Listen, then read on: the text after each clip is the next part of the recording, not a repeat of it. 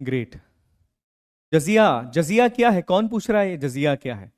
मनीष कुमार रंडी कैरेट, जजिया क्या है? अभी भूल गया।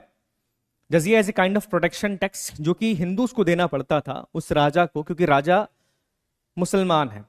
हिंदुओं को अगर उसके राज्य में रहना है तो वो kind of it's a protection tax, कि प्रोटेक्शन के तौर पे तुमको मेरे को इतना पैसा देना पड़ेगा तभी तुम जिंदा रह सकते हो मेरे राज्य में, नहीं तो मार डाला जाएगा। आगे चलिए, अब हम बात करने वाले हैं अकबर के बारे में। Akbar, Akbar, who is Akbar? कौन है अकबर? अकबर के बारे में आप क्या जानते हैं? देखो, अकबर के बारे में आप बहुत सारी चीजें जानते हैं। एक मूवी बनी थी जोधा अकबर, सुना है मूवी के बारे में? सुना है ना, जोधा भाई अकबर, उनकी प्रेम कथा सुना है किसी ने? उस मूवी के बारे में एक मूवी बना दी गई जोधा अकबर, पर वास्तविकता के अंदर जोधा बाई जैसी कोई महिला थी ही नहीं। आप जान के हैरान हो रहे कि सर कैसी बात कर रहे हैं, हमने तो बचपन से सुना है जोधा अकबर की कहानी। वास्तविकता में जोधा भाई जैसी कोई प्रिंसेस थी ही नहीं। There was no princess name Jodha Bai, it's just fictional story. Fictional है, वैसा कुछ नहीं था। हाँ, आपको मजाक लग रहा है मेरी बात, मैं आज बताऊंगा इस चीज के बारे में। जोधा बाई जैसी कोई रानी नहीं थी। देर इज नो क्वीन और प्रिंसेस नेम जोधाबाई। जोधाबाई जैसी तो कोई क्वीन थी नहीं। हाँ, एक क्वीन थी, और उन्होंने शादी क्यों करी इसके बारे में भी हम बात करने वाले हैं। ओके, तो ये देखिए बहुत सारी चीजें ऐसी हैं जिनके बारे में हमें नहीं पता है। वी डोंट इवन न्यू कि चीजें किस तरीके से है, क्या सारी चीजें हैं, है ना? तो ये चीज याद रखिएगा। हम बात करने वाले हैं उस तरीके से कि इतिहास क्या कहता है, मूवीज क्या कहती है, हम उसके बारे में बात नहीं करेंगे, बिकॉज मूवीज इतिहास नहीं कहती है। इतिहास कहती है किताबें, जिसमें एक सबसे इंपॉर्टेंट किताब है, that is the Akbarnama. Akbarnama जो अकबर के इतिहास के बारे में बात करती है, और उसमें क्लियरली अकबर ने जीवन में क्या क्या किया, क्या क्या चीजें करी है, उसके बारे में क्लियरली डिफाइन किया गया था। तो इसके बारे में हम बात करने वाले हैं, और इसी तरीके से लेक्चर स्टार्ट होगा। तो याद रखिएगा कि आप लोग जो है वो थोड़ा सा गुस्सा उस्सा नहीं होना है, ठीक है? जो इतिहास है हम इतिहास के बारे में भी बात करेंगे। तो चलिए अब हम अकबर के बारे में बात करते हैं। देखो, अकबर का जो जीवन की शुरुआत है, जीवन की शुरुआत अकबर की बड़ी अजीब तरीके से हुई। पहली बात, अकबर का जन्म कहां पर हुआ? कहां पर जन्म हुआ अकबर का? याद हो गया? कहां पर? अमरकोट के अंदर। अमरकोट याद है कहां पर? वो सिंध वाला, वो पाकिस्तान के अंदर जो एरिया, वहां पर जन्म हुआ था। बिकॉज हुमायूं अपने बच्चे को और अपनी बीवी को वहीं पर रख के गए, तो उस एरिया के अंदर अकबर का जन्म होता है। बट जब अकबर का जन्म होता है, अकबर बहुत बड़ा भी नहीं उस टाइम पर, लगभग 13 साल की उम्र में अकबर गद्दी पे बैठ भी जाएगा। उस टाइम पर हुमायूं के मरने की खबर आती। हुमायूं कैसे मरा? Humayun, how Humayun died? अपनी सीढ़ियों से, अपने पुस्तकालय से, दीने पना से हुमायूं गिर के मर जाता है। उस टाइम पर हुमायूं ने बड़ी मुश्किल से दिल्ली आगरा पे कब्जा किया है। दैट मीन्स बड़ी मुश्किल से हुमायूं ने वापस से अपनी उसी सत्ता को हासिल किया जिस सत्ता को उसने खो दिया था। और इस सत्ता को हासिल करने में हुमायूं का एक ऐसा आदमी जो हमेशा हुमायूं के साथ था, जिसने हुमायूं के साथ हर युद्ध के अंदर हिस्सा लिया, इतना ही नहीं, उसने बाबर के साथ भी हर युद्ध के अंदर हिस्सा लिया था, वो साथ था। किसके बारे में मैं बात कर रहा हूं? कोई बता सकता है हम किसके बारे में बात कर रहे हैं? ऐसा आदमी जो हुमायूं के साथ भी रहा, जो अकबर का गुरु भी माना जाता है, और काफी लंबे समय तक उसने अकबर को कह सकते हैं कि अपनी पनाह के अंदर रखा। किसके बारे में हम बात कर रहे हैं? जी हाँ, बिल्कुल सही, हम यहां पर बात कर रहे हैं बैरम खान के बारे में। और हम इस कहानी की शुरुआत बैरम खान से ही करेंगे। और बैरम खान जो अकबर का गुरु है, ये बात भी नहीं पता है लोगों को, बट मैं बताना चाहूंगा आपको, बैरम खान जो अकबर का गुरु है, अकबर से उम्र में काफी बड़ा है, और काफी समय बाद बैरम खान की मृत्यु भी हो जाती है। आप सबको जान के हैरानी होगी कि मरने के बाद बैरम खान की वाइफ से अकबर ने शादी कर ली थी। बैरम खान, जिसे अकबर अपना गुरु कहता है, अपने गुरु के मरने के बाद अपने गुरु की वाइफ से अकबर ने निकाह कर लिया था। और कई स्टोरी से कहते हैं कि ये जो निकाह है फोर्सफुली भी करवाया गया था। तो मैं इस पहली चीजें बता दूं कि किस तरह का रिलेशन रहा है, सारी चीजें क्या थी। ओके, तो याद रखिएगा, ये वही बैरम खान है जिसने अकबर को बड़ा करा, और इनके मरने के बाद इनकी वाइफ से अकबर शादी कर लेते हैं, और इनकी वाइफ का ही बेटा आगे कौन बनेगा, जिसको आप सब किस नाम से जानते हैं? जैसे आप सभी जहांगीर के नाम से जानते हैं। Got my point? हाँ जी, चलिए तो अब स्टार्ट करते हैं हम इसी कहानी के बारे में। देखिए, शुरुआत में अगर बात की जाए तो Bairam Khan is very loyal to the Humayun. Humayun का सबसे खास आदमी और हुमायूं के पूरी सेना का सिपह सालार। Who was that? The Bairam Khan. Bairam Khan जो है वो हुमायूं का सेना का सिपह सालार, आप उसे कह सकते हैं। और याद रखिएगा, बैरम खान के बारे में जब बात की जाए तो याद रखिएगा, ये वकील ऑफ द किंगडम, या खाने खाना बन जाएगा। खाने खाना का मतलब ये होता है कि जब राजा अभी राज्य करने के काबिल नहीं है, बिकॉज जिस टाइम पर हुमायूं की मृत्यु होती है, अकबर की उम्र काफी छोटी है, तो अकबर को अपने संरक्षण के अंदर लेके, संरक्षण का मतलब क्या होता है, बैरम खान ये कहता है कि देखो जब तक अकबर बड़ा नहीं हो जाता तब तक मैं अकबर की जगह पर इस पूरे शासन को चलाने वाला हूं। That is Bairam Khan. और ये बैरम खान ने कहा, और इसके लिए बैरम खान को एक उपाधि दी जाती है खाने खानन। खाने खानन का मतलब क्या है कि जब तक राजा है, राजा जब तक बड़ा नहीं हो जाता, राजा की जगह मैं हूं। दैट मीन से मान के चलो कि राजा ही है वो, उसने कई टाइम तक इस तरीके से शासन किया। बट जब अकबर थोड़ा सा बड़ा हो जाता है तो बैरम खान अकबर को उसके अधिकार नहीं दे रहा था, फॉर सम रीजन, प्रोटेक्शन या लालच आ गया था, जो भी है। बैरम खान जो है, बैरम खान अकबर के बड़े होने पर भी अकबर की बात नहीं मानता था। बोले नहीं, जो मैं बोल रहा हूं वो सही है। अकबर को वो बच्चा ही समझता था।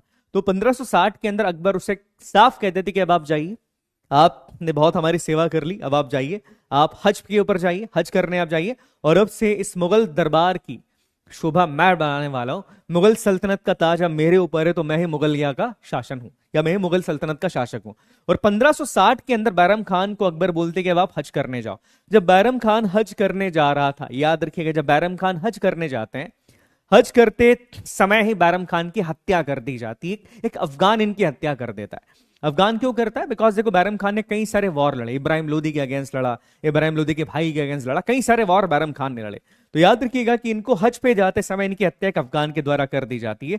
और इन्हीं बैरम खान की विधवा से आगे जाके अकबर शादी भी कर लेंगे, ही मैरिड। अब आप बोलेंगे सर उनकी उम्र, जिससे शादी करे उनकी उम्र बड़ी होगी। नहीं, उनकी उम्र बड़ी नहीं थी, इनकी उम्र बड़ी थी जब इन्होंने उससे शादी करी थी, तो है ना। तो याद रखिएगा, उस वो अकबर के बराबर ही लगभग थी, बट ये चीज यहां पर है। ओके, अब इसके अलावा एक और महिला है जिसका अकबर के जीवन पे काफी प्रभाव रहा। शायद आप इस महिला के बारे में जानते होंगे, दैट इज महांगा, जिसे महामंगा के नाम से भी जाना जाता है।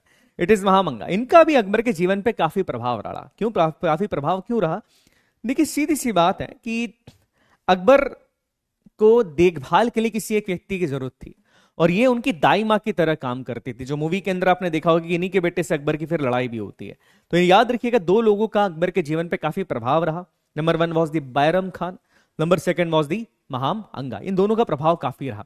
और याद रखिएगा, अकबर की जो कैपिटल है वो आगरा थी, दिल्ली नहीं है। ये भी चीज याद रखिएगा कि अकबर ने बोला नहीं, मुझे आगरा में बैठकर राज करना, मुझे दिल्ली के अंदर बैठकर राज नहीं करना है। इनको बड़ी अम्मी भी कहते थे प्यार से। ये बेसिकली इनकी दाई माँ थी, जो कि मूवी के अंदर भी आपने देखा होगा इस चीज के बारे में। ओके, तो ये छोटी छोटी बातें अकबर के बारे में। बट अब अकबर के इतिहास के बारे में अगर हम बात करें तो देखिए, याद रखिएगा, अकबर जो है उनका जन्म उमरकोट, अमरकोट जिसे हम कहते हैं, वहां पर 1542 में हमीदा बानो बेगम के गर्भ से हुआ था। मतलब इनकी मम्मी का नाम हमीदा बानो बेगम था। और जब अकबर को की ताजपोशी की गई, या जब अकबर को बादशाह के तौर पर डिक्लेयर किया गया, तो याद रखिएगा 13 साल के अंदर इन्हें क्राउन पहना दिया गया था। कहां पर? कालानूर, पंजाब के अंदर। जब ये 13 साल के थे, केवल 13 साल के थे, तब इन्हें गद्दी पे बैठा देके चलो अब आप जो है, आप मुगलिया सल्तनत के तख्तोताज बादशाह। क्यों ऐसा क्यों हुआ? हुमायूं की मृत्यु हो गई। अब हुमायूं की मृत्यु हो गई, अकबर पंजाब साइड थे। अब पंजाब से दिल्ली आते, बोले इतनी देर में कोई किसी और ने ताज पहन लिया तो दिक्कत हो जाएगी, कोई किसी और ने अपने आप को बादशाह डिक्लेयर कर लिया तो फिर लड़ाई वड़ाई लड़ो। इसलिए क्या होता है कि एक पीपल के पेड़ के नीचे, एक पीपल के पेड़ के नीचे हाथी के ऊपर बिठा के भाई साहब अकबर की ताजपोशी कर दी जाती है कि भाई अब आप जो है, अब आप मुगलिया सल्तनत के क्या है साहब, अब आप जो है वो मुगलिया सल्तनत के आप सिप्पे सालार हैं। तो याद रखना, अकबर की जो ताजपोशी है वो सच कोई आगरा के अंदर नहीं हुई थी राजा के तौर पे, एक जंगल में एक पेड़ के नीचे हुई थी, है ना। याद रखिएगा, जंगल में एक पेड़ के नीचे हुई थी। तो ये चीज याद रखिएगा। और ये अकबर ने कहा कि साहब सिकंदरा जो है आगरा, उसको मैं अपनी कैपिटल बनाऊंगा। आगरा के पास ही, अब तो आगरा का हिस्सा लगभग मान के चलेगा, इसको अकबर ने अपनी कैपिटल बनाया। बट अकबर जब थ्रोन पे बैठे, उससे पहले अकबर को एक लड़ाई लड़नी पड़ी। पर इस लड़ाई के बारे में बहुत कम लोग जानते। किसने अकबर की लड़ाई किससे हुई थी, इसके बारे में बहुत कम लोग जानते। और ये कहा जाता है कि दिल्ली सल्तनत की गद्दी पर उस समय पर एक हिंदू व्यक्ति बैठा था। अपने धर्म के आधार पर वो व्यक्ति हिंदू था, और वो पहला व्यक्ति है जो पूरी दिल्ली सल्तनत, मुगल सल्तनत या मुगल दरबार की अगर मैं बात करूं, या मुगलिया काल की बात करूं, he was the first person जो हिंदू होते हुए दिल्ली का बादशाह बन के बैठ गया था। उसने आगरा भी जीत लिया। यहां पर हम किसके बारे में बात कर रहे हैं? जिसकी कहानी मूवी के अंदर भी दिखाई गई है। कौन है वो? उनका नाम था, जिसे आप हिंदू हेमू के नाम से जानते, but his real name was Hemchandra Vikramaditya. उसका नाम क्या था? उनका नाम था राजा हेमचंद्र विक्रमादित्य। अब उनकी कहानी समझना है, कौन थे वो, पढ़ना है कौन थे हिंदू में, या अपन अकबर के बारे में बात करें, या सर थोड़ा बहुत हेमचंद्र विक्रमादित्य के बारे में बता दीजिए कि वो थे कौन साहब, क्योंकि उनके बारे में ज्यादा कोई बात नहीं करता, बस बता दिया जाता है कि साहब अकबर इनसे लड़े। अरे लड़े कैसे, वो दिल्ली कैसे पहुंच गए? सबसे बड़ी बात यह है, अपने जीवन में उस व्यक्ति ने 22 लड़ाइयां लड़ी है। कितनी? 22 लड़ाइयां लड़ी हेमचंद्र विक्रमादित्य ने, एक भी लड़ाई नहीं हारा। और कौन था वास्तविकता में, अगर उनके बारे में बात करूं तो वो कि राजा था ही नहीं। वॉज नॉट ए क्षत्रिय, वो क्षत्रिय नहीं है भैया, इज नॉट ए वॉरियर, वो तो मर्चेंट थे। चलिए उनकी कहानी के बारे में बात करते हैं। देखो आपको याद होगा बंगाल वाला एरिया याद है, बंगाल का एरिया याद है? हाँ, बंगाल वाला जो एरिया, बंगाल वाला एरिया, पश्चिम बंगाल, वेस्ट बंगाल वाला एरिया, बंगाल वाले एरिया पे मुगल सल्तनत का भी राज्य नहीं था। मैंने पहले ही कह दिया भैया, वहां पर अफगान पावरफुल है। वहां पर क्या एक नई डायनेस्टी आती है, याद रखिएगा। शेरशाह सूरी का एक भतीजा था जिसका नाम था आदिल शाह। उसने क्या करा, बंगाल वाले एरिया पे कब्जा कर लिया। वो जो चुनार फोर्ट के आगे जो बंगाल का एरिया था उस पर इसने कब्जा कर लिया। क्या नाम था इसका?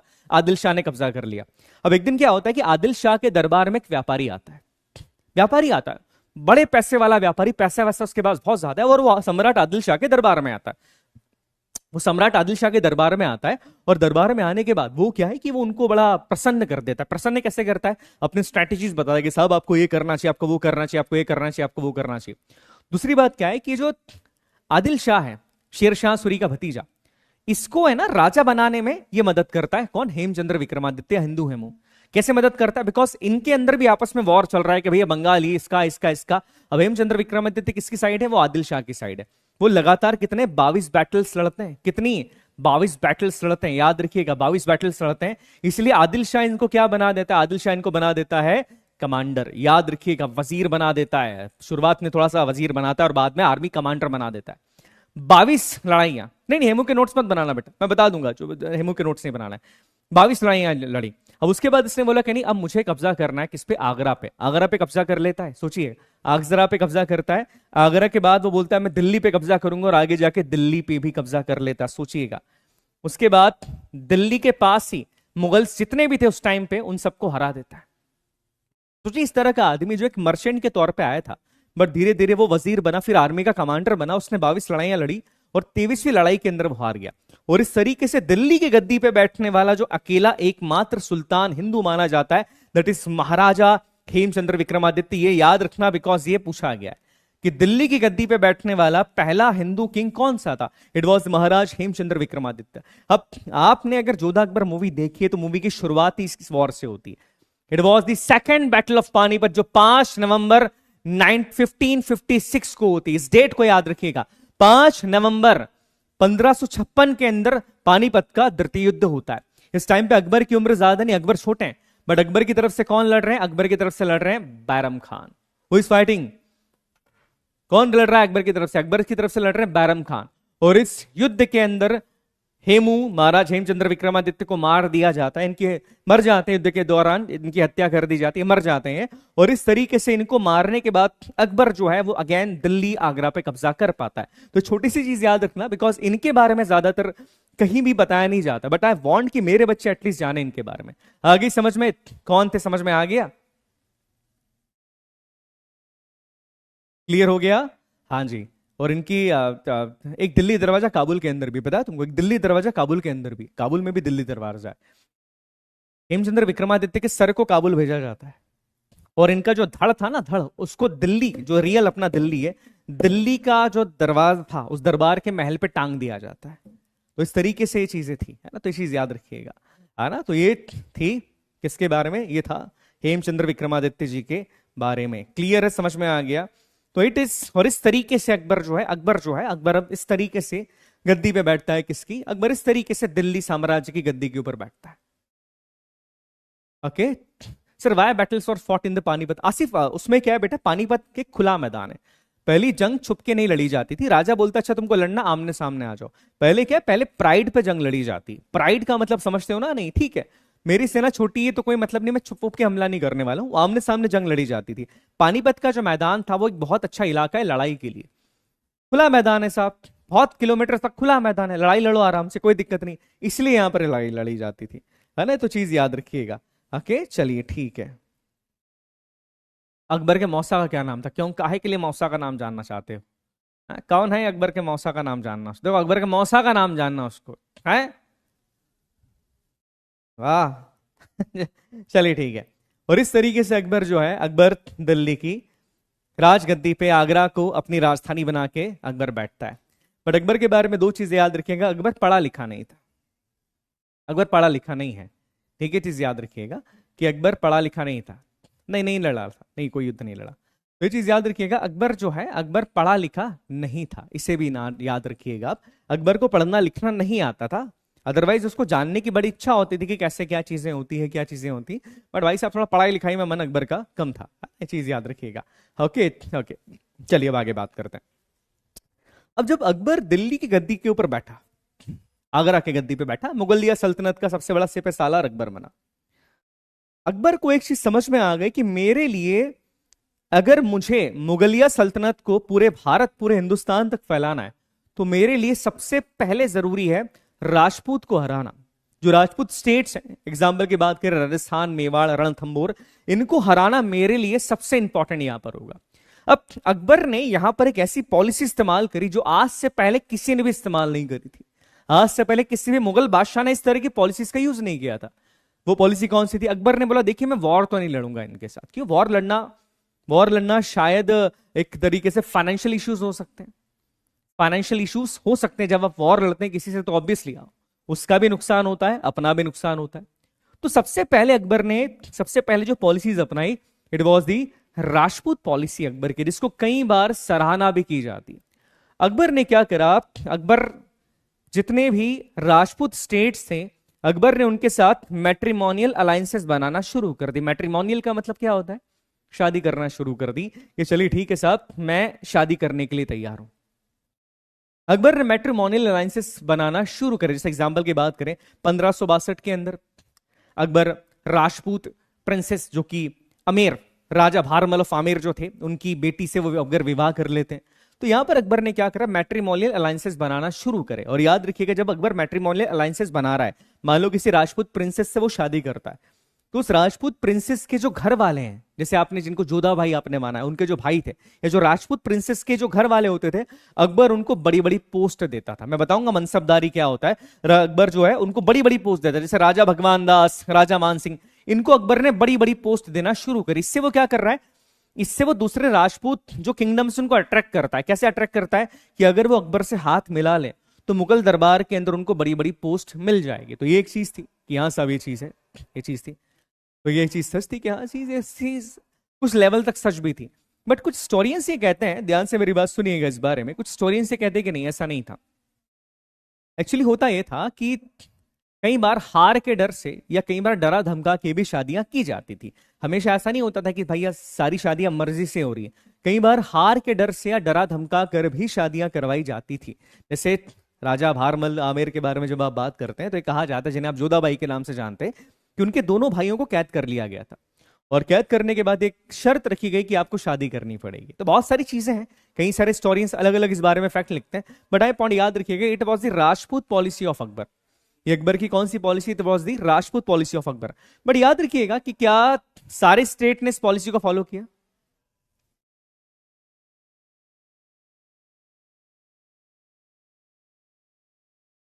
क्या सारे राजपूत स्टेट्स ने इस पॉलिसी को फॉलो किया अकबर की? जितने भी राजपूत स्टेट्स थे, क्या सारे राजपूत स्टेट्स ने इस अकबर की इस पॉलिसी को फॉलो किया? फॉलो किया सारे राजपूत? नहीं, सबने फॉलो नहीं किया। पॉइंट याद रखिएगा, not everyone followed that thing. हाँ, सबने फॉलो नहीं किया। जैसे एग्जांपल की बात करें, हम सब इनके बारे में जानते हैं, दैट महाराणा प्रताप, आप सब इनके बारे में जानते हैं। बैटल ऑफ हल्दी घाटी के बारे में कौन नहीं जानता?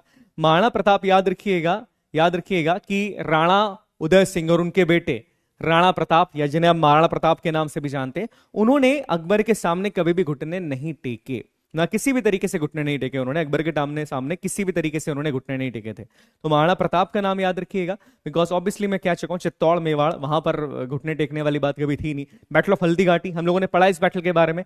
18 जून 1576 को युद्ध होता है। इस डेट को याद रखिएगा, इस डेट को याद रखना। 18 जून 1576 को बैटल ऑफ हल्दी घाटी होती है, याद रखिएगा। तो ये चीज इस टाइम तक भी ये चीज याद रखिएगा कि कभी भी दो लोग ऐसे, अगर मैं दो लोगों के नाम यहां पर लूं, तो एक तो है मेवाड़ के अंदर महाराणा प्रताप, इन्होंने भी अकबर के सामने घुटने नहीं टेके, किसी भी कीमत पर नहीं टेके। घास की रोटी की कहानी आपने सुनी होगी।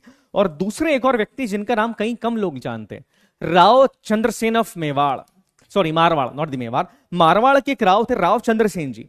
राव चंद्रसेन जी ने भी अकबर के खिलाफ आजीवन युद्ध लड़ा। तो ये दो लोगों के नाम आपको पता होने चाहिए, बाकी के पता हो नहीं हो, क्योंकि बाकी बहुत ज्यादा बचे नहीं थे। बड़ा याद रखिएगा कि ये जो दो लोग ऐसे थे जिन्होंने कभी भी अकबर के सामने घुटने नहीं टेके थे, है ना। तो देखिए याद रखिएगा, मैं कोई इसको उसको बहुत इमोशनल पॉइंट ऑफ व्यू से बात नहीं कर रहा हूं, बट सीधी सी बात है, what is the Rajput policy, what was the warriors policy, अगर मैं बात करूं तो कि देखिए घुटने टेकना इट्स नॉट ए पॉलिसी, वो कभी पॉलिसी होती नहीं थी। तो इस पॉलिसी को इन्होंने हमेशा फॉलो करा, और इसीलिए आप देखेंगे कि आज भी इतने सारे राजा महाराजा हुए। आप देखिएगा, मेवाड़ की बात करें, चित्तौड़ की बात करें, रणथंबोर के बारे में बात करूं मैं, कितने राजा महाराजा हुए, बहुत सारे राजा महाराजा, without any disrespect to anyone. हम सब किसको जानते हैं? हम केवल महाराणा प्रताप जी को जानते हैं, राणा सांगा जी को जानते हैं। क्यों जानते हैं? क्यों जानते हैं? बहुत पैसा नहीं था, ऐसा नहीं था कि जितने वॉरियर्स हुए हैं राजस्थान के अंदर या मेवाड़ में, जितने वॉरियर्स हुए, सबसे ज्यादा पैसा जो है वो महाराणा प्रताप साहब के पास था, या सबसे ज्यादा पैसा जो है साहब वो राणा सांगा के पास था। अरे महाराणा प्रताप के बारे में बात अगर मैं करूं तो इन्होंने तो घास की रोटियां खाई थी, घास की रोटियां खानी पड़ी जंगल में जाके, पैसा नहीं था क्योंकि अकबर से वॉर लड़ रहे थे। वाई तनवाय they are the famous, they are the warrior, give up नहीं किया, तो they are the warrior, that's why they are the famous, that's why लोगों के आइडल हैं। तो ये चीज याद रखिएगा कि अब उस पॉइंट से सोचो या ना सोचो, बट ये पॉइंट याद रखिएगा कि इस तरीके से केवल बहुत सारी पॉलिसीज बनाई गई। राजपूत पॉलिसी अकबर की थी, बट कई सारे राजपूत किंगडम्स ऐसे थे जिन्होंने इस पॉलिसी के आगे वो किंगडम्स नहीं झुके। इसके अलावा भी अकबर के बहुत सारे वॉर हुए, आप याद रखिएगा। जैसे एग्जाम्पल की बात करें, मालवा, मालवा पे कौन थे राजा? बाज बहादुर थे, बाज बहादुर को हराया। याद रखिएगा, आखिरी सुल्तान थे मालवा के, मांडव इनकी कैपिटल थी। हालांकि बाज बहादुर जब हार गए थे, हारने के बाद ये मुगल दरबार को ज्वाइन कर लेते, तो बाज बहादुर जी थे। इसके बाद आप सबको इनका नाम पता होगा, गोंडवाना की रानी कौन थी? 1564 गोंडवाना। कौन है गोंडवाना की रानी? बताइए, जिन्होंने अकबर के खिलाफ वॉर लड़ा था। What surname? कितने बच्चों को बताया इनके बारे में? What surname? No sir, Maharana ने घास की रोटी नहीं खाई थी। खाई थी बेटा, क्यों नहीं खाई थी? किसने बोला नहीं खाई थी? क्यों नहीं खाई थी? कौन सी घास? आपके लिए घास होती जो जानवर चरते हैं, राजस्थान की घास अलग होती है ना।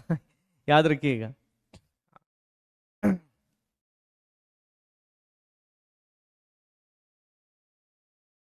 नहीं, कौन है? नाई की देवी। नाई की देवी कहां से आ गई? अकबर के टाइम पे भी नाई की देवी आ गई, बहुत बढ़िया। Rani Durgavati, she was the Rani Durgavati of the Gondwana. याद रखिएगा, रानी दुर्गावती गोंडवाना की, और इन्होंने भी अकबर के खिलाफ लड़ाई लड़ी थी। याद रखिएगा, तो अकबर ने कई सारी जीवन में अपनी लड़ाइयां लड़ी है। आप देख सकते हैं, गुजरात जीता है, मुजफ्फर शाह से गुजरात जीता, बैटल ऑफ हल्दी घाटी यहां पर होती है। बिहार बंगाल को अनेक्स किया है ना, दाऊद खां अफगान थे बिहार के अंदर, इनको भी हराया अकबर ने। नॉर्थ एंड नॉर्थ वेस्ट में मिर्जा हकीम काबुल, इनका मिर्जा हकीम काबुल का था, इनका खुद का भाई है। याद रखिएगा, मिर्जा हकीम अकबर के खुद के भाई थे, अपने भाई को भी इन्होंने हराया। मिर्जा हकीम जो काबुल के अंदर थे, उनको इन्होंने हराया।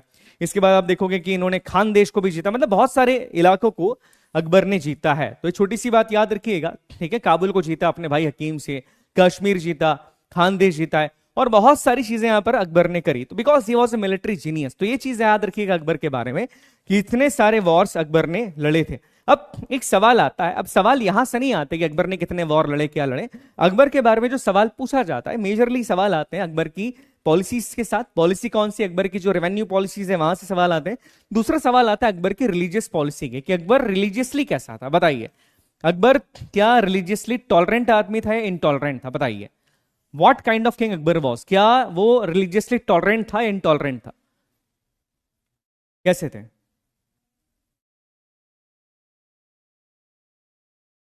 बताइए।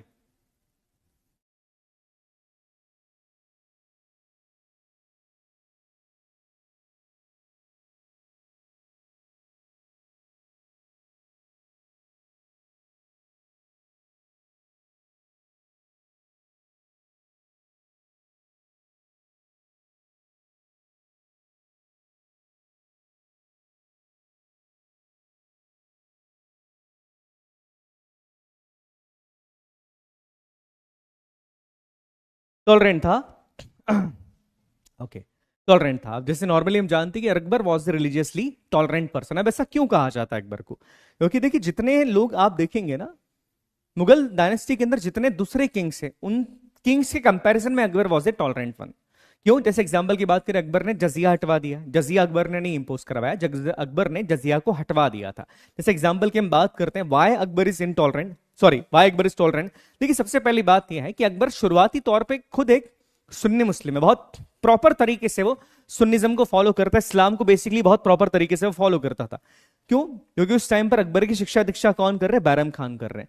पर जैसे अकबर बैरम खान के संरक्षण से बाहर आता है, जैसे बैरम खान के संरक्षण से अकबर बाहर आता है, अकबर जो है वो दूसरे पॉइंट ऑफ व्यू से भी धर्मों को देखना शुरू कर देता है, वो दूसरे धर्मों के बारे में जानना चाहता है। और इसी कड़ी में उसके जो सबसे पहले गुरु बनते हैं, जो अकबर को दूसरे धर्मों के बारे में जानने के लिए कहते हैं कि साहब दूसरे धर्मों के बारे में भी जानो, वो थे शेख सलीम चिश्ती। इनका नाम याद रखिएगा, पूछा जाता है एग्जाम में कई बार कि अकबर के कौन से सूफी संत से दोस्ती थी। उनका नाम था शेख सलीम चिश्ती। अकबर के जो सूफी संत से अकबर की दोस्ती थी, it was the Sheikh Salim Chishti. इसके अलावा अकबर के जो गुरु हैं, ध्यान से मेरी बात सुनिएगा, वो थे अब्दुल लतीफ। ये भी एग्जाम में पूछा जाता है कि अकबर के गुरु कौन थे। अकबर के गुरु हैं अब्दुल लतीफ। तो दो लोग हैं जिन्होंने अकबर को धर्म के बारे में शिक्षा दी है। Number 1 was the Sheikh Salim Chishti and number 2 was the Abdul Latif. ये दोनों के नाम याद रखिएगा। अब्दुल लतीफ के बारे में बात करेंगे हम और शेख सलीम चिश्ती जी के बारे में बात करेंगे। तो ये दोनों चीजें आपको याद रखनी है। दूसरी बात, अकबर ने कई सारे रिफॉर्म्स भी करे। जैसे एग्जाम्पल की बात की जाए, अकबर ने जजिया हटा दिया। क्या हटा दिया? जजिया हटा दिया। 1564 के आसपास अकबर ने जजिया हटा दिया। अकबर ने कहा कि जो लोग तीर्थ यात्रा के ऊपर जाते हैं, जैसे नॉर्मली क्या होता था कि अगर कोई हिंदू तीर्थ यात्रा पे जा रहा है, हिंदू अगर कोई तीर्थ करने जाता है, तो उसके ऊपर भी उस टाइम के राजा टैक्स लगाते थे कि भाई आप तीर्थ यात्रा करने जा रहे हो, चलो आपको इतना इतना टैक्स देना पड़ेगा। अकबर ने दोनों चीजें हटाई।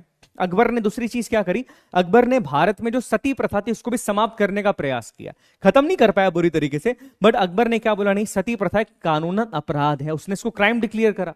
तो अकबर ने सती प्रथा को भी खत्म करने की कोशिश करी भारत के अंदर। इसके अलावा अकबर ने कहा कि महिलाएं जो विधवा हैं वो पुनर्विवाह कर सकती हैं, विडो रीमैरिज भी याद रखिएगा। अकबर के रिफॉर्म्स में से एक रिफॉर्म ये भी था कि अकबर ने कहा कि नहीं साहब विडो रीमैरिज करवानी चाहिए। जो महिला अगर कोई विधवा हो गई तो उसका वापस से विवाह करवा देना चाहिए, बिकॉज उस टाइम तक भारत में विडो रीमैरिज नहीं थी। बट अकबर ने बोला नहीं, विडो रीमैरिज करवानी चाहिए। अब बादशाह का आदेश कोई टाल सकता है क्या? नहीं टाल सकता।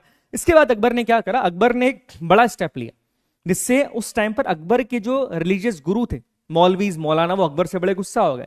अकबर ने क्या करा, अकबर ने एक बहुत ही बड़ा, आगरा की अगर मैं बात करूं, आगरा के अंदर एक बहुत बड़ा हॉल बनवाया, बहुत बड़ी बिल्डिंग बनवाई, हॉल बनवाया बहुत बड़ा। उस हॉल का नाम था इबादत खाना। ध्यान से मेरी बात सुनना, उसका नाम था बिल्डिंग का इबादत खाना, जिसे हॉल ऑफ प्रेयर्स कहा जाता है। अभी फतेहपुर सिकरी के अंदर इबादत खाना। इसकी स्थापना किसने करी? इसकी स्थापना करी अकबर ने। इबादत खाना का मतलब था हॉल ऑफ प्रेयर्स। इबादत का मतलब क्या होता है? प्रेयर करना। अब इस इबादत खाना की खासियत यह थी कि सारे धर्मों के लोग आके यहां पे प्रेयर करते थे। हिंदू मुस्लिम भी आ रहे हैं यहां पे, क्रिश्चियन भी आ रहे हैं, पोर्चुगीज भी आते थे। सोचो, सारे जैन लोग भी आते हैं, जैन गुरु भी इसके अंदर आते थे। ये इबादत खाना के अंदर सारे धर्मों के लोग आके प्रेयर करते थे। प्रेयर कर रहे हैं, साहब प्रेयर कर रहे हैं, इबादत कर रहे हैं, इबादत खाना। सारे धर्मों के लोग आ रहे हैं। कौन कौन है? ध्यान से दिखिएगा। देखो, जैसे पुरुषोत्तम दास जी हिंदू है, हीर विजय सूरी ये जैन है, याद रखिएगा जैन मॉन्क है। इसके अलावा दस्तूर महाराज जी राणा है ना, ये मॉसरेटी एंड एक्विवा, ये कौन है? क्रिश्चियंस है, जोरस्टियन धर्म को मानने वाले भी थे। हर धर्म के लोग आके यहां पर क्या करते हैं? प्रेयर करते थे। प्रेयर कर रहे हैं भैया, बहुत अच्छी बात है। और ये याद रखिएगा, ये पहला सुल्तान है जो ये काम करवा रहा है। इसका नाम था इबादत खाना। याद रखिएगा, क्या? इबादत खाना। ये पॉइंट याद रखा, इबादत खाना नाम था इसका, हिसाब सब इबादत कर रहे हैं। और यहां पर केवल प्रेयर्स नहीं होती है, प्रेयर के बाद अकबर इन सबसे मिलकर चर्चा करता है कि अच्छा आपके धर्म में क्या बात कही गई है, आपके धर्म में क्या बात कही गई है, आपके धर्म में क्या बात कही गई है। अब अकबर जब दूसरे धर्मों को लेकर इतना टॉलरेंट है, तो इसका नेगेटिव इंपैक्ट क्या पड़ा? इसी के दरबार में रहने वाले जो मौलवीज थे, जो उलेमास थे, वो अकबर से नाराज हो गए। उस टाइम पे मौलवीज जो है वो इस्लाम के सबसे बड़े प्रचारक, आप उनको मान सकते हैं अकबर के टाइम पे। वो अकबर से परेशान, बोले क्या कर रहे हो? और अकबर के खिलाफ उन्होंने फतवा जारी कर दिया। फतवा मतलब अकबर के अगेंस्ट एक आदेश जारी कर दिया कि भैया ये तो राजा इस्लाम के खिलाफ जा रहा है, इज गोइंग अगेंस्ट द इस्लाम है, ये चीज है। सर अकबर तो पढ़ा लिखा नहीं था, तो लतीफ टीचर कैसे हो? बेटा धर्म की शिक्षा देने के लिए पढ़ना लिखना जरूरी नहीं होता है ना त्रिवेंद्र कुमार, धर्म की शिक्षा दे रहे हैं, इस्लाम क्या कहता है इसके बारे में बता रहे हैं अकबर को, तो बोल के बताया जा सकता है, उसके लिए लिखना की जरूरत थोड़ी ना। आई बात समझ में क्लियर हुआ? हाँ, तो ये चीज याद रखिएगा। अब इस बात को सुन के क्या है, अकबर से उलेमास मौलवी नाराज हो गए, बोला अकबर इस्लाम के विरुद्ध जा रहा है। अकबर को भी इनका इंटरफेरेंस पसंद नहीं है। सनी, अकबर ने आगरा कैसे जीता? बहुत बढ़िया नीरज सिंह, बहुत अच्छे। जब वो हेमचंद्र विक्रमादित्य के बारे में बता रहा था तो क्या सुना आपने? वो पूछ रहा सर अकबर ने आगरा कैसे जीता। बहुत बढ़िया बेटा, बहुत बढ़िया, बहुत अच्छा सेंस ऑफ अवेयरनेस है आपका, बहुत आगे जाओगे एनडीए में, है ना, बहुत बढ़िया। फिर तुम लोग ऐसे साल के पहले ही दिन ऐसी बात करोगे, अगर मेरी यूनिट में होते ना तुम अभी, तो बताता मैं तुमको बहुत अच्छे से।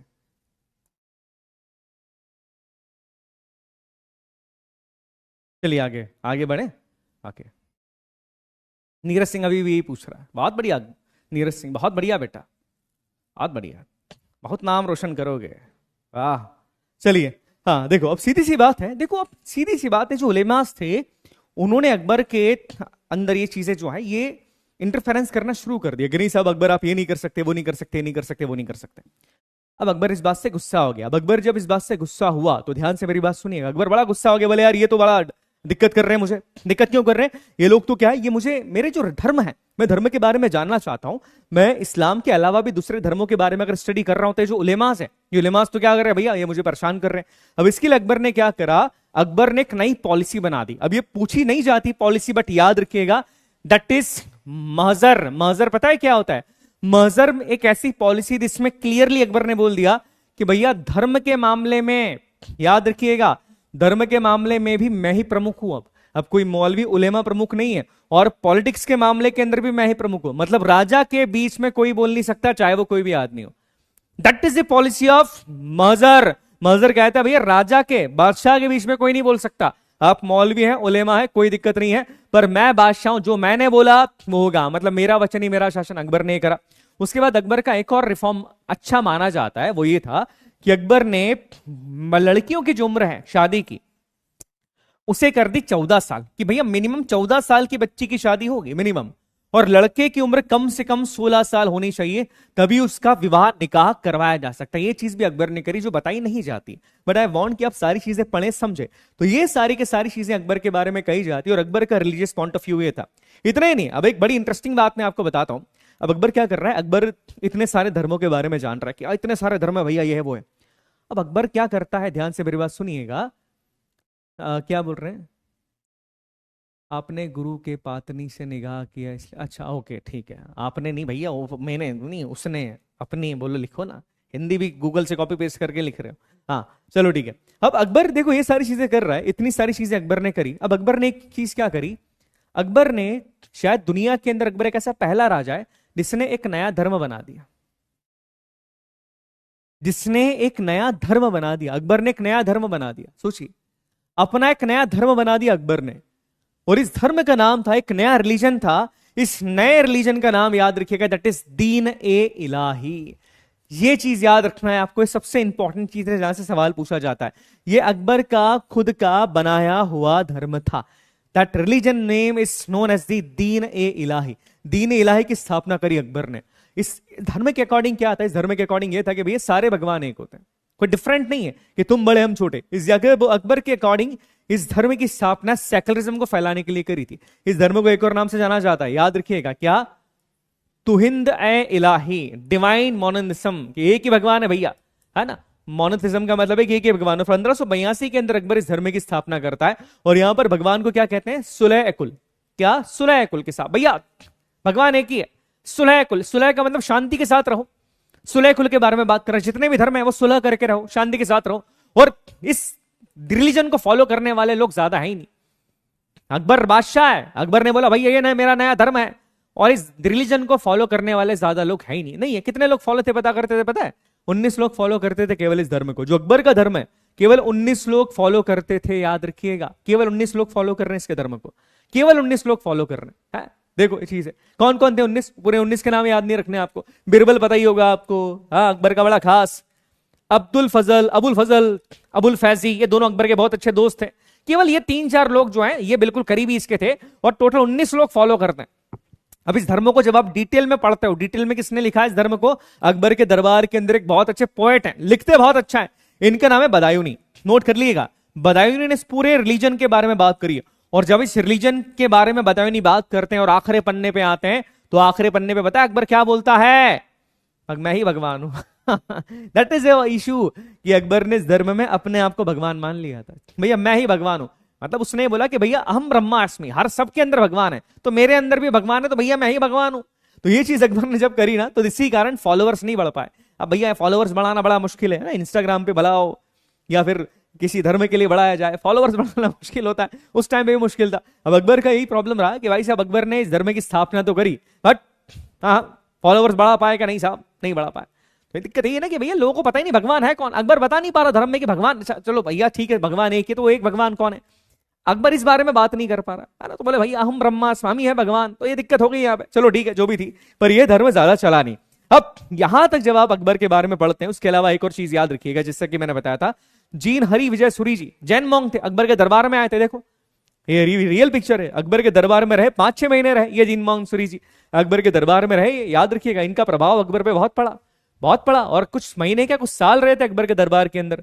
और अकबर ने इन्हें एक उपाधि दी है जगत गुरु। ये सवाल भी पूछा जाता है कि अकबर ने जगत गुरु की उपाधि किसे दी थी? अकबर ने जगत गुरु की उपाधि दी थी हरि विजय सूरी को। He was a Jain monk, ये जैन मॉन्क है साहब। अकबर ने इन्हें जगत गुरु की उपाधि दी है। अब इतना अपन अकबर के बारे में बात कर रहे हैं, सारी चीजें हम अकबर के बारे में बात करते हैं। व्हाट यू थॉट, अब तक आपने जो अकबर के अच्छे पहलू को देखा, उसको देख के क्या लगता है कि what kind of king Akbar is? अभी अकबर का अच्छा पहलू हम लोगों ने देखा है, ठीक है, बताइए।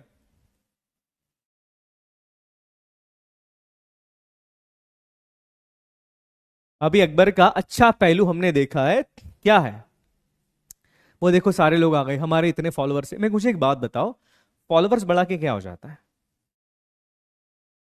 फॉलोअर्स बढ़ा के क्या हो जाएगा ये मुझे बताओ, क्या हो जाएगा फॉलोअर्स बढ़ा के? इंस्टाग्राम पे फॉलोअर्स बढ़ा के क्या हो जाएगा? ये ना अपने दिमाग को इस छोटी सी सोच में मत रखना कोई भी मेरा बच्चा। At least see, you all are soldiers. अभी यूनिफॉर्म में नहीं हो, बट तुम्हारा माइंडसेट फौजी का होना चाहिए। फॉलोवर्स बढ़ जाएंगे, हमारे लाइक्स आ जाएंगे, don't go for that thing, ये बकवास है। ये सब छोटे लोगों के काम होते हैं। फॉलोवर्स बढ़ाना, लाइक करना, ये तुमको क्या देते हैं? एक ऑर्डिनरी सेटिस्फैक्शन देते हैं। क्या एक ऑर्डिनरी सा सेटिस्फैक्शन मिल जाता है क्या कि यार देखो मुझे इतने लाइक्स आ गए, इतने लाइक्स आ गए। ये कमजोर लोगों की निशानी है। जो लोग जीवन में बहुत कुछ नहीं कर पाते ना, तो व्हाट दे वांट कि साहब वो चाहते हैं कि हम जो है केवल ये इंस्टाग्राम जो वर्चुअल है उसी के ऊपर हम अपने फॉलोवर्स बढ़ा ले कर ले। डोंट डू दैट, ये कोई फर्क नहीं पड़ता इससे। Literally the followers and that it doesn't matter, उसको मैटर ही मत करो। Improve your own self. आप जो लोग फॉलोवर्स बढ़ाने के लिए क्या क्या करते हैं आपने देखा है, क्या क्या करते हैं आप सब ध्यान रहे, मुझे बोलने की जरूरत नहीं। ये इस दिखावे के अंदर मत जाना बेटा। Okay, don't go on that kind of दिखावा कि मेरे फॉलोवर्स इतने हो गए, मेरे लाइक्स इतने आ जाएं सर, मेरा ये हो जाए वो हो जाए। This is not my aim of life. तुम्हारी लाइफ का एम ये है क्या? तुम्हारी लाइफ का एम ये नहीं, मेरे हिसाब से तो ये नहीं है ना, कि ना ही मेरी लाइफ का एम ये है कि भैया मेरे इतने फॉलोवर्स। क्या फर्क पड़ेगा इससे? Does it matters? It doesn't matter. As a human being मैं कितना शक्तिशाली हो पाया, एज एन ह्यूमन बीइंग मेरी कितने ऑयल के डेवलप होते हैं, दिखाने के लिए कभी जीवन में कोई काम मत करना। ओके, मैं क्लियरली कह रहा हूं, इट डजेंट मैटर। किसी को कोई फर्क नहीं पड़ता। ओके, कैप्टन विक्रम बत्रा के कितने फॉलोअर्स से, नो वन इवन केयर्स, किसी को फर्क नहीं पड़ता है। ठीक है, तो ये कोई फर्क नहीं पड़ने वाली चीज है ना। मेजर संदीप उन्नीकृष्णन कितने फेसबुक पे फॉलोवर्स थे, इंस्टाग्राम पे, कोई फर्क नहीं पड़ता, इट डजेंट मैटर। व्यक्ति अपने कर्मों से जाना जाता है, अपने इंस्टाग्राम के अकाउंट के फॉलोवर से नहीं जाना जाएगा। इसे यहां रखना हमेशा, ठीक है? कितने लाइक्स मेरे फोटो पे आ गए, इससे व्यक्ति नहीं जाना जाता है। उस व्यक्ति ने क्या कर्म किए उससे जाना जाता है। अब इंस्टाग्राम पे लाइक तो उन लोगों के भी आते हैं भैया जो गालियां दे रहे हैं, अब्यूज कर रहे हैं गंदी तरीके से। ऐसे लोग जो शर्म हया भाई साहब सब खत्म करके आ गए हैं, उनके पेरेंट्स क्या सोचते हैं उनके बारे में कोई फर्क नहीं पड़ रहा। So don't get into that trap. वो तुम्हारे जीवन की सफलता की कुंजी नहीं है, वो पायदान नहीं है इंस्टाग्राम की। इसके इतने फॉलोवर तो जीवन में वो सफल हो गया, इसके इतने साहब तो वो जीवन में सफल हो गया। Don't do that. उस ट्रैप में मत फंसना बेटा, वो नहीं है तुम्हारे लिए। आई बात समझ में? इंस्टाग्राम, फेसबुक, व्हाट्सएप ये सफलता के पायदान नहीं होते हैं। ये मैं तुमको क्लियरली मैं कह दूं, ठीक है? ये मैं क्लियरली बच्चा तुमको कह रहा हूं कि सफलता के पायदान नहीं है, नहीं है, नहीं है। ये दिमाग के अंदर रखिएगा इसको। चलिए ठीक है, आगे बात करते हैं। ओके, हाँ, अब देखिए हम लोगों ने बात करी अकबर के बारे में, हमने अकबर के रिलीजियस पॉलिसीज के बारे में बात करी। हमने देखा कि अकबर बड़ा बहुत सारी चीजें कर रहा है साहब। अकबर ने जो है ये करा है, अकबर जो है वो उसने एक नए धर्म की स्थापना करी, सेकुलरिज्म को अपनाने का प्रयास अकबर करता है। बट याद रखिएगा कि चीजें केवल इतनी आसान नहीं है।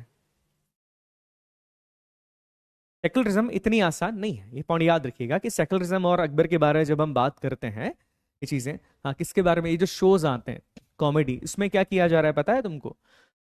लड़कियों को ऑब्जेक्टिफाई किया जाता है।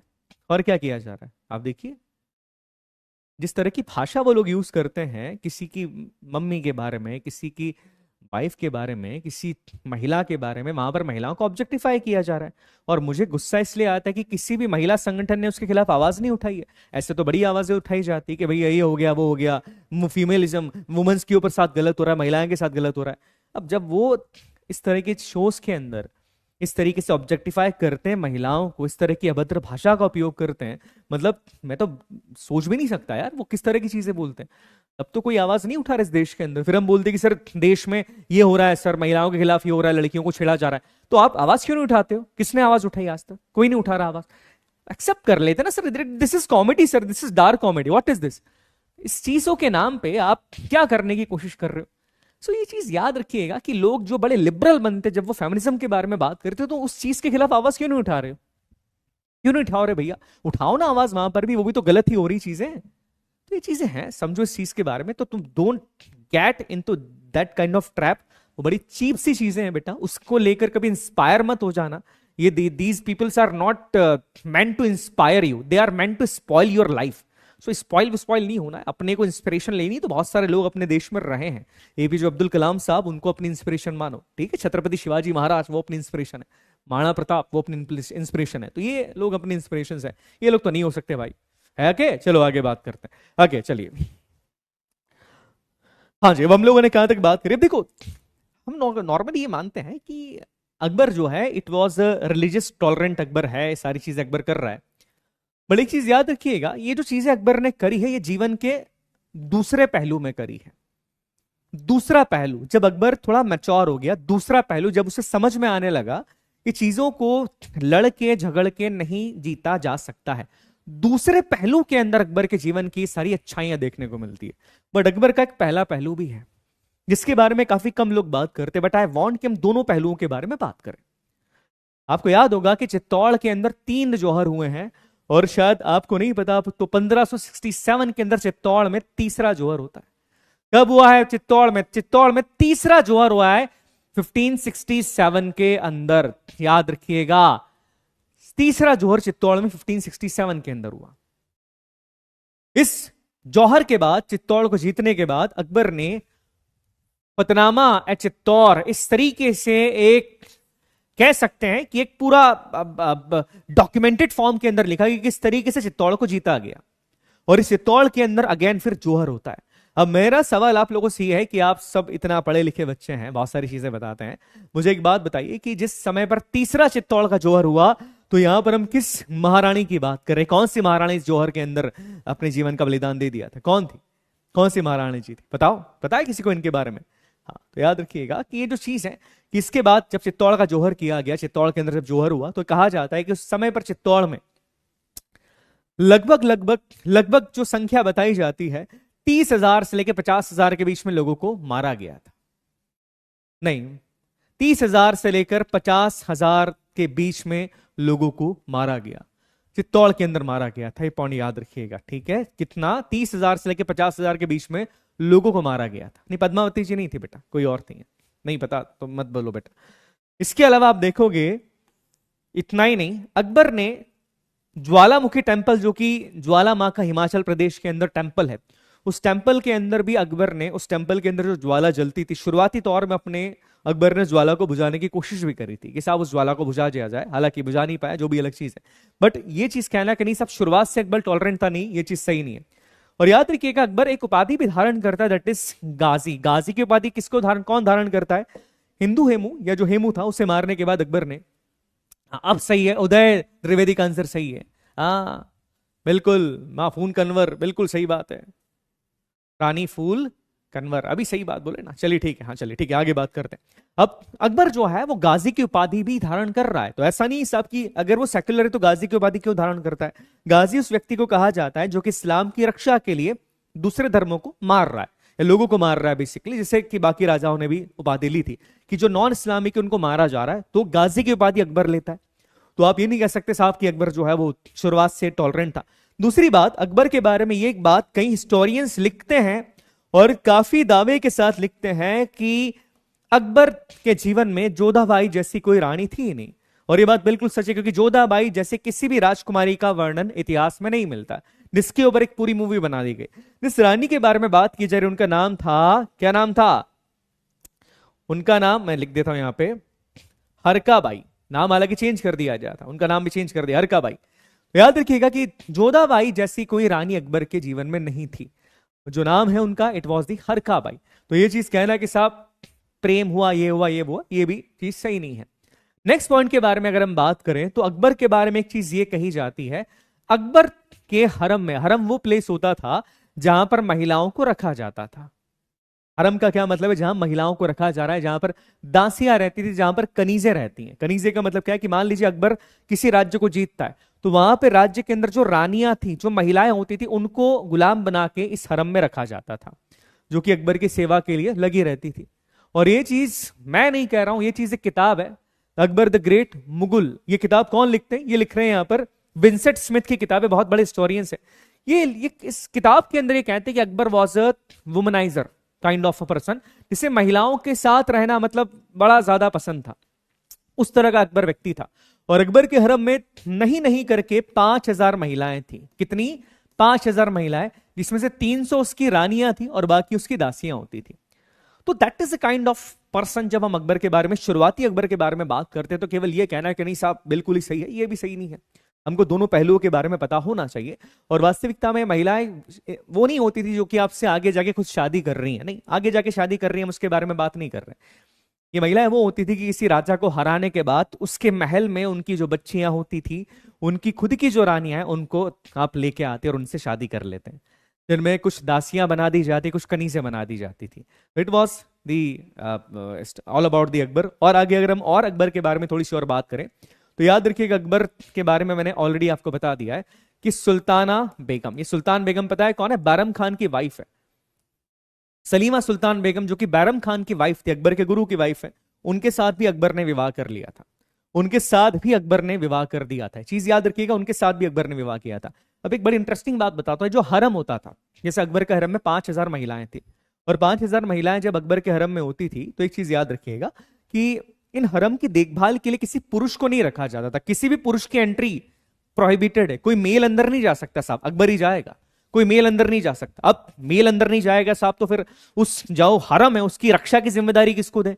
मतलब चौकीदारी कौन करेंगे भैया उसके? कौन करेगा चौकीदारी? उसकी रक्षा की जिम्मेदारी किसको दी जाए?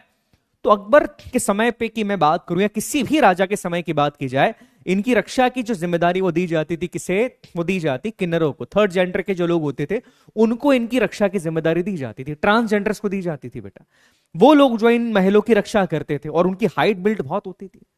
ये चीज याद रखिएगा कि ये सारी चीजें भी हैं। अकबर के जीवन के दो पहलू हैं, हमने दोनों पहलुओं के बारे में बात करी। शुरुआती समय पर अकबर जो है वो थोड़ा सा कह सकते हैं कि समस्या है शुरुआत में, बट बाद में धीरे धीरे वो रिलीजियस टॉलरेंट हो जाता है, और उसने धीरे धीरे सेकुलरिज्म को अपनाने की कोशिश करी है।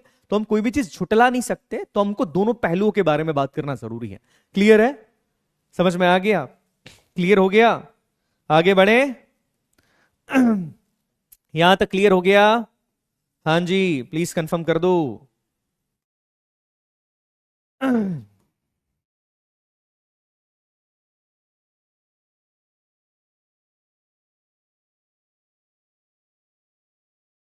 क्लियर है ना? हाँ देखो, मैं क्या है, मैं थोड़ा सा इस तरीके से ही पढ़ाता हूं कि दोनों चीजों के बारे में आप जाने, सही गलत जो भी था, पहला पहलू दूसरा पहलू, दोनों के बारे में जानना जरूरी है। क्लियर है? चलिए ठीक है।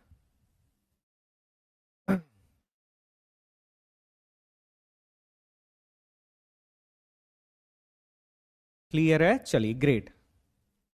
ओके, आगे बढ़े। हाँ जी चलिए ठीक है। बहुत सारी चीजें हैं।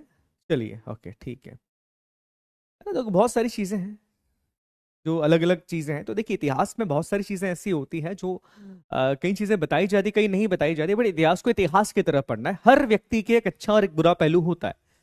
मेरा भी है अच्छा पहलू, हो सकता है मेरा कोई बुरा पहलू भी हो, इतना बुरा नहीं है, पर हाँ हो सकता है थोड़ा बहुत, तो भैया ऐसा नहीं, पर होता है। वैसे अकबर का भी एक अच्छा पहलू भी है और एक बुरा पहलू भी है। और मेरे हिसाब से जब भी किसी व्यक्ति के व्यक्तित्व के बारे में हम बात करते हैं, अच्छे और बुरे दोनों पहलुओं के बारे में बात करना जरूरी है। Okay, got my point? समझ में आ गया? हाँ, करेक्शन विंडो खुल गया है। आए, चलिए ठीक है। ओके। हिस्ट्री क्यों जरूरी है? जब तक इतिहास नहीं जानोगे तुम कैसे अपने आप पे गर्व कर पाओगे, कैसे पहचान पाओगे कि मेरा देश क्या था, है ना? और मुझे बड़ी दुख होता है कि आज अगर मैं किसी बच्चे से पूछूं कि भैया तुम्हारे दादा के दादा के दादा के दादा का नाम क्या था, नहीं बताते हैं, बच्चों को नहीं पता होता है, अपने खुद के परिवार की पीढ़ियों के बारे में नहीं पता है। बट हम जो है वो जानने की कोशिश करते हैं भारत के इतिहास को। तो मैं अपने बच्चे से ही कहता हूँ कि देखो बेटा, पहले जो है आप अपने परिवार का भी इतिहास जानो। यू शुड न्यू कि हमारा लीनिएज कहाँ से चला आ रहा है, हमारे पिताजी क्या करते थे, पिताजी के पिताजी क्या करते थे, और उनके पिताजी क्या करते थे। हर व्यक्ति को, मेरे अकॉर्डिंग, हर व्यक्ति को अपने पुरानी 4 पीढ़ियों के बारे में एटलीस्ट पता होना चाहिए, नाम पता होना चाहिए, है ना? नाम पता होना चाहिए, ये चीज है। शहरों में थोड़ा मुश्किल रहता है पता करना, गांव में बच्चों को पता रहता है थोड़ा सा। ये मेरा पर्सनल है भैया, है ना? ठीक है, मैं किसी को डांट नहीं रहा हूं कि नहीं बता दो तुमने गलत कर दिया। मेरा पर्सनल है थोड़ा सा कि यार ट्राई करा करो, है ना? चलिए ठीक है, आगे बात करते हैं।